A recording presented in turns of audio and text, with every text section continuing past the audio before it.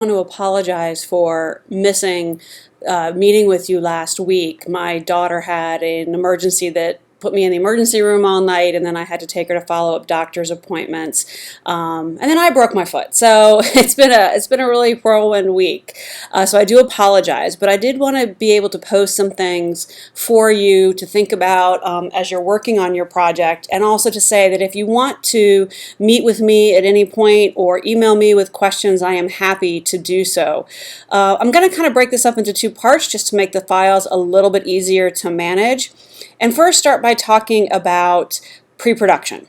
And pre-production, a lot of people, a lot of students I should say, when I'm teaching them, don't give it as much thought as it needs to have. But really, any successful product for a video begins with really well thought out pre-production. And the more time you spend in pre-production, the less time you'll spend in editing, and also often the less headaches you'll have when you're trying to edit.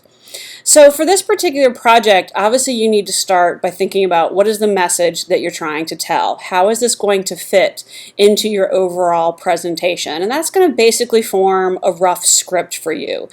And that's what you want to focus on first. And you can kind of write that based on a number of different ways, longhand, you can do outlines, it's whatever works best for your particular project.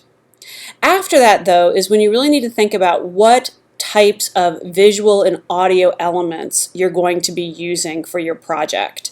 And then you're going to start gathering those, whether it's pictures that you're taking yourself, whether you're scanning them, things you're finding on the internet, videos, and you want to bring all of those into your computer in an easy to follow, well-labeled format.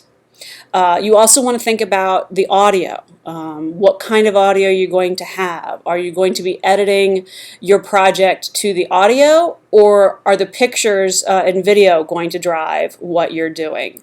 And we'll talk more about that when we get into looking at how to use the editing software. But I did want to show one thing that Dr. Calhoun sent to you, or posted in Joule, I should say, and that's a storyboard. And a storyboard is an essential component of pre-production, because basically this is a sort of handwritten form that shows what your entire finished product is roughly going to look at, and it's what you're going to be following as you're doing your editing.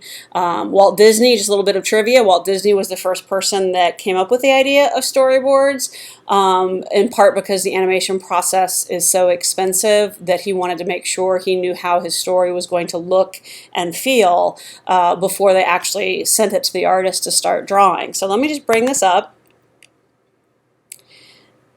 And this is a linear version of a storyboard. So in other words, it's going from top to bottom. Often it can also go in rows. It really works the same way.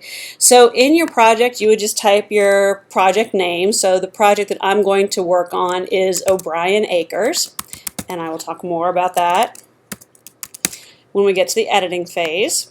And then just put your name, obviously. So scene number, you're not really going with this by scenes, but you could think about just image to image to image. And so let's just say 1. Okay, and if you're going to have any kind of transition at the beginning or the end, so since this is the beginning of what I'm doing, let's say I'm going to have a fade in from black.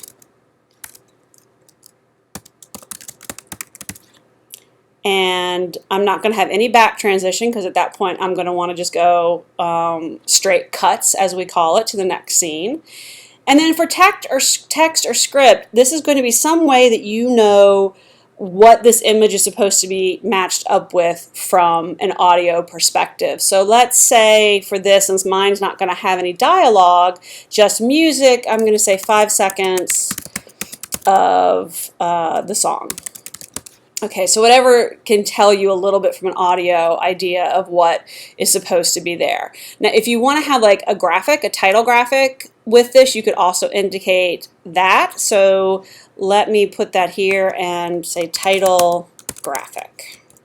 Okay, and so now I'm going to warn everybody, I am no artist.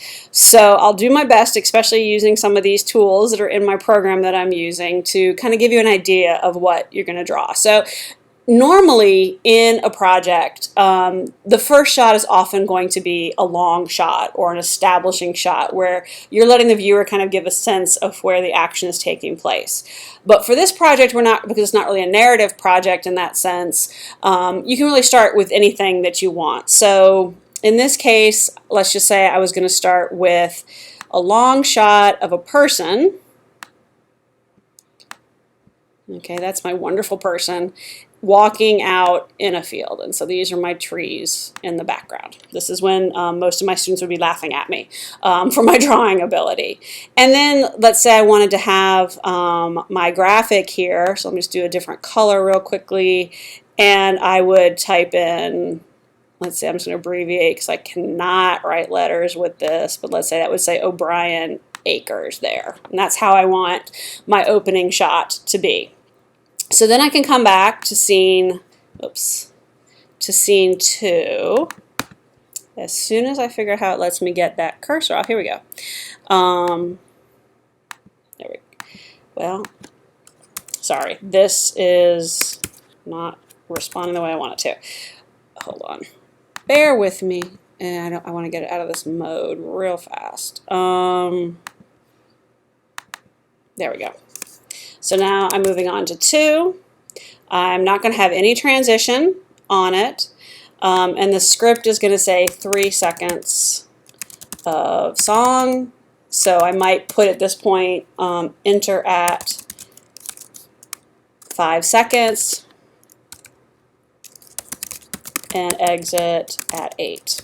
You know, whatever, it doesn't have to make sense necessarily to anybody but you for this project or your instructor if they're grading it, but normally you would be putting in information that would tell every person on your production what it is that they're going to need to be doing for that particular scene. And so now let's say I want to do moving from a long shot to a medium shot, so that's just like from the chest up of my person. And yeah, it's not a very good person, but, and then you would just keep going through for the entire production. And you know, usually each little bubble there is going to represent only a few seconds of screen time. So it's why a lot of people don't want to spend the time to do a storyboard, but really it is absolutely essential, because here's where you can go, wow, that doesn't make a lot of sense, and correct it when it's still just on a piece of paper, rather than going into the editing software and trying to make changes, which, yes, that can be done, and it's far easier now in digital editing than it was when we were editing onto an actual piece of tape. But anytime you make changes, it can cause problems to happen in the software. The software is not perfect, and especially if you're editing on a PC, the more things that you build in, the changes, transitions, the more chances there are that the computer might crash or the file might be corrupted. And we'll talk about that in the next video that I upload when we're actually in the editing software. So the more you can plan ahead of time, the better off you're going to be.